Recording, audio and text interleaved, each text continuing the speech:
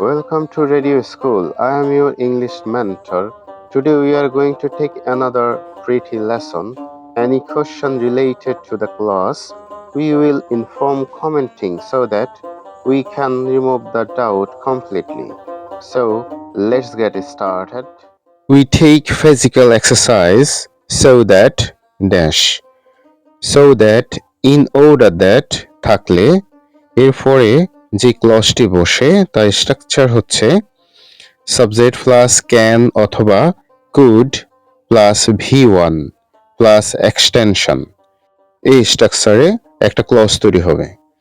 তো ক্যান এবং কুড বসার নিয়মটা হচ্ছে প্রথম ক্লজে যদি প্রেজেন্ট ইনডিফিনিট টেন্স থাকে, দ্বিতীয় ক্লজে আমরা ক্যান দ্বারা একটা ক্লজ তৈরি করব। প্রথম ক্লজে যদি ফার্স্ট ইনডিফিনিট টেন্স থাকে, দ্বিতীয় ক্লজে আমরা কুড দ্বারা একটা ক্লজ তৈরি করব।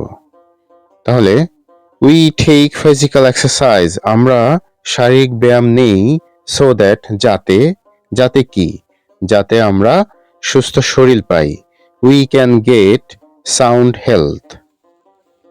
Air is polluted in many ways, বাতাস বিভিন্নভাবে দূষিত হচ্ছে। ইট ইজ হাই টাইম, এটাই সেরা সময়। ইট ইজ হাই টাইম যখন থাকে, এরপরে যদি সাবজেক্ট থাকে আমরা ভি2 বসাই, এরপর যদি টু থাকে তাহলে টু ইনফিনিটিভস বসাই। টু ইনফিনিটিভস মানে হচ্ছে টু প্লাস ভি1। আর যদি কোনোটাই না থাকে তবে যে কোনোটা বসানো যাবে। এখানে যেহেতু কোনোটাই নেই তাহলে আমরা যে কোনো একটা বসাবো।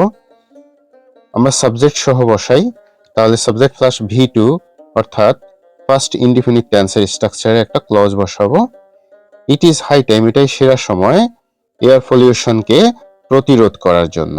তাহলে বসাবো it is high time we prevented air pollution. Prosperity does not come in one's life automatically, একজনের জীবনে সমৃদ্ধি এমনি এমনি চলে আসে না। If dash you can't prosper in life, if যুক্ত কোনো সেন্টেন্সে যদি দুটো ক্লজ থাকে তাহলে সেটি কন্ডিশনাল সেন্টেন্স। কন্ডিশনাল সেন্টেন্সে যদি মেইন ক্লজে ক্যান দ্বারা একটা ক্লজ থাকে তাহলে অপর ক্লজটি অর্থাৎ ইফ ক্লজটি প্রেজেন্ট ইনডিফিনিট টেন্সে স্ট্রাকচারে হবে। তার মানে ইফ ক্লজে যে খালি স্থানটা আছে এটা প্রেজেন্ট ইনডিফিনিট টেন্সে আমরা পূরণ করতে হবে। তুমি উন্নতি করতে পারবে না জীবনে যদি, যদি কি, যদি তুমি যথাযথ কাজ না করো। If you do not work properly অথবা if you do not do proper work. Time is very important in our life, you can't succeed in life unless. Unless হচ্ছে ইফ এর নেগেটিভ ফর্ম, এর অর্থ হচ্ছে যদি না। এর সঙ্গে যে ক্লজটা থাকবে সেটি অ্যাফার্মেটিভ ক্লজে হবে। তার মানে হচ্ছে এটা একটা ইফ যুক্ত সেন্টেন্স। ইফ যুক্ত সেন্টেন্সে যখন দুটি ক্লজ থাকে তখন সেটিও মূলত কন্ডিশনাল সেন্টেন্স হয়। কন্ডিশনাল সেন্টেন্সে দুটি ক্লজ থাকে, একটা হচ্ছে ইফ ক্লজ আর একটা হচ্ছে মেইন ক্লজ। মেইন ক্লজে যদি ক্যান থাকে তাহলে ইফ ক্লজটিতে প্রেজেন্ট ইনডিফিনিট টেন্স স্ট্রাকচারটায় একটা ক্লজ বসবে। তার মানে হচ্ছে আমরা খালি স্থানে মূলত প্রেজেন্ট ইনডিফিনিট টেন্সের একটা অ্যাফার্মেটিভ ক্লজ বসাবো। তাহলে কি দেখি, time is very important in our life, সময় আমাদের জীবনে খুবই গুরুত্বপূর্ণ। You can succeed in life, তুমি সফল হতে পারবে না আনলেস যদি না, যদি না কি, you make proper use of time, যদি সময়ের যথাযথ ব্যবহার তুমি না করো তাহলে তুমি সফল হতে পারবে না। He wrote very quickly. He had finished the exam before the dash. সে খুব দ্রুত লিখেছিল, সে পরীক্ষা শেষ করে ফেলেছিল বিফোর আগে, কোনো কিছুর আগে। বিফোর এবং আফটারের একটা নোট আছে, নোটটা দিয়ে দিচ্ছি। এই নোটটা আমাদের মাথায় রাখতে হবে, খুব ভালো করে রাখতে হবে। কখনো বিফোর দিয়ে এই নিয়মটা আসবে, কখনো আফটার দিয়ে আসবে। তো আমাদের এই সেন্টেন্সে আছে বিফোর দিয়ে। বিফোরের আগে ভি3 ফর্ম বসে আর পরে ভি2 ফর্ম বসে। স্ট্রাকচারটা এমন হবে সাবজেক্ট প্লাস হেড প্লাস ভি3, তারপরে হচ্ছে before plus subject plus V2। তো আমাদের এই খালি স্থানে বসবে কি, বেল বেজে ওঠার আগে তার পরীক্ষা শেষ হয়ে গিয়েছিল, তার মানে বেল বেজে ওঠা এখানে বসবে। দা যেহেতু আছে তাহলে আমরা বসিয়ে দিব bell rang. He had finished the exam, সে পরীক্ষা শেষ করে ফেলেছিল। Before the bell rang. A village doctor is a person who dash, একজন গ্রাম্য ডাক্তার হচ্ছে এমন একজন ব্যক্তি যে ড্যাশ। তারপরে আছে he is the best friend to the villagers, সে হচ্ছে গ্রামবাসীর সবচেয়ে ভালো বন্ধু। এই যে হু আছে, হু এর মতো বেশ কিছু ওয়ার্ড আছে, বেশ কিছু রিলেটিভ প্রোনাউনের লিস্ট আমি দিয়ে দিচ্ছি। এগুলো দ্বারা যুক্ত দুটি ক্লজে সেম টেন্স ব্যবহার করা হয়। তো এখানে হু রিলেটিভ প্রোনাউনটি মডিফাই করেছে পারসনকে। আ পারসন হচ্ছে একটা থার্ড পারসন সিঙ্গুলার নাম্বার, তার মানে এখানে থার্ড পারসন সিঙ্গুলার নাম্বার দিয়ে আগে যেহেতু টেন্সটা আছে প্রেজেন্ট ইনডিফিনিট টেন্স, তাহলে এখানে প্রেজেন্ট ইনডিফিনিট টেন্সে একটা স্ট্রাকচার বসাবো। তো তিনি এমন একজন মানুষ যে কিনা মানুষকে কি করে, সে গ্রামের মানুষকে চিকিৎসা দেয়। তাহলে হবে who treats the rural people or medicates the rural people, অথবা এখানে রুরাল পিপলের জায়গায় আমরা দ্য ভিলেজার্সও দিতে পারি। We all R attracted to gold, আমরা সবাই স্বর্ণের প্রতি আকর্ষিত। বাট কিন্তু ড্যাশ ইজ নট গোল্ড, কোনো একটা জিনিস গোল্ড নয়। এখানে মূলত গোল্ড সম্বন্ধীয় পরিচিত একটি প্রবাদ ব্যবহার করা হয়েছে।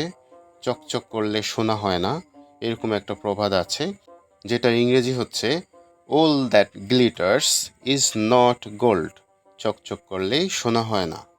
I am fond of cricket, আমি ক্রিকেটের প্রতি খুবই আসক্ত। I wish dash, I wish একটা নিয়ম আছে, নিয়মটা দিয়ে দিচ্ছি। আই উইশ যুক্ত সেন্টেন্সগুলো মূলত কমপ্লেক্স সেন্টেন্স হয়। আই উইশ বা আই ফ্যান্সি যদি থাকে, তারপরে যদি সাবজেক্ট থাকে, সাবজেক্টের পরে V2 বসতে পারে, অর্থাৎ ফার্স্ট ইনডিফিনিট টেন্সের স্ট্রাকচার, অথবা সাবজেক্টের পরে হ্যাড বসতে পারে, কোনো কিছু থাকা বা কোনো কিছুকে হোল্ড করা অর্থে হ্যাড থাকতে পারে। সাবজেক্টের পরে বি ভার্ব হিসাবে ওয়ার বসতে পারে। বি ভার্ব হিসাবে ওয়ার মূলত সব সাবজেক্টের ক্ষেত্রে বসবে। সাবজেক্টকে ক্লাসিফাই করার জন্য বি ভার্ব বসতে পারে। তারপরে সাবজেক্টের পরে ডিড নট প্লাস V1 বসতে পারে, অর্থাৎ যখন ফার্স্ট ইনডিফিনিট টেন্সের নেগেটিভ ফর্ম বসতে চাইবে এখানে। আবার সাবজেক্ট প্লাস উড অথবা কুড অথবা মাইট, তারপরে V1 বসে।